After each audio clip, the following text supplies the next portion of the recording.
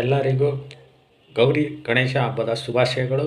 ಕೃಷಿಗೆ ಏನಾದರೂ ತೊಂದರೆ ಆದಾಗ, ರೈತರಿಗೆ ತೊಂದರೆ ಆದಾಗ ಮಿಡಿಯುವಂತಹ ಒಂದೇ ಒಂದು ಏಕೈಕ ಜೀವ ರೈತ ನಾಯಕ, ಅದೇ ಎಚ್ ಡಿ ಕುಮಾರಸ್ವಾಮಿ ಅವರು ಗೌರಿ ಗಣೇಶ ಹಬ್ಬದ ಒಂದು ಶುಭಾಶಯಗಳನ್ನು ನಾಡಿನ ಜನತೆಗೆ ಕೋರಿದ್ದಾರೆ.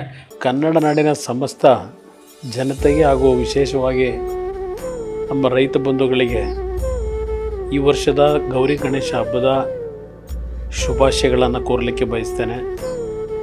ಜೊತೆಗೆ ಭಗವಂತನ ವಿಶೇಷವಾಗಿ ಗಣೇಶನ ಅನುಗ್ರಹದಿಂದ ಪ್ರತಿ ಕುಟುಂಬಗಳು ಮಾಡ್ತಕ್ಕಂಥ ಅವರ ಉದ್ಯೋಗದಲ್ಲಿ, ಅವರ ಬದುಕಿನಲ್ಲಿ ಯಾವುದೇ ವಿಘ್ನಗಳು ಬರದೆ ಎಲ್ಲರ ಕುಟುಂಬಗಳು ನೆಮ್ಮದಿಯ ಶಾಂತಿಯ ಬದುಕನ್ನು ಆ ಒಂದು ಗಣೇಶ ಎಲ್ಲರಿಗೂ ನೀಡಲಿ ಅಂತಕ್ಕಂಥ ಪ್ರಾರ್ಥನೆಯನ್ನು ಭಗವಂತನಿಗೆ ಸಲ್ಲಿಸಿ,